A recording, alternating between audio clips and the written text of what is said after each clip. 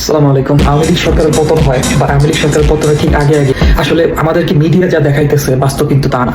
এই মিডিয়া, বাংলাদেশের মিডিয়াগুলো আমাদেরকে কি দেখাইলো? Everything is false. এই মিডিয়াটারে, এই যে সাংবাদিক যারা, এই যে যারা এই নিউজগুলো বানাইতেছে বা এগুলো করতেছে, এদের উপরে কিন্তু অনেক কিছু ডিপেন্ড করে। একটা দেশের, এই যে ধরেন মুক্তিযোদ্ধারা বলেন, ঠিক আছে, বা আর্মি, নেভি, এয়ারফোর্স, এরা কি করে?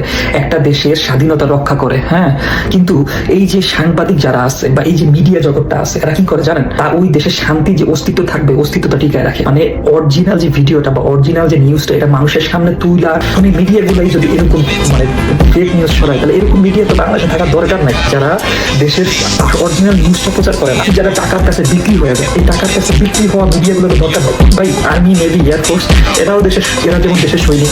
মুক্তিযুদ্ধের সময় যারা যুদ্ধ করছে তারাও যেমন দেশের সৈনিক। ভাই তোমরাও দেশের সৈনিক, তোমরাও কিন্তু বাংলাদেশের সৈনিক।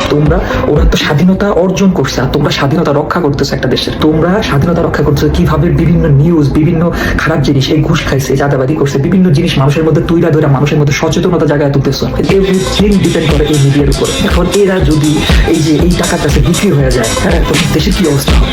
ভাই তোমরা কি নিজেদেরকে মানে ওই সম্মান রাখতে চাও না? ফেক নিউজ দিও না। এই সাংবাদিকদের কাছে আমার ভাই রিকোয়েস্ট, তোমরা আমাদেরকে আর যাই করো, ফেক নিউজ দিও না। এমন কোনো নিউজ দিও না যেটার মাধ্যমে বাংলাদেশের মানুষ বিভ্রান্তি সৃষ্টি হয়, বাংলাদেশের দাঙ্গা হাঙ্গামা সৃষ্টি হয়, বাংলাদেশে কোনো প্রবলেম হয়।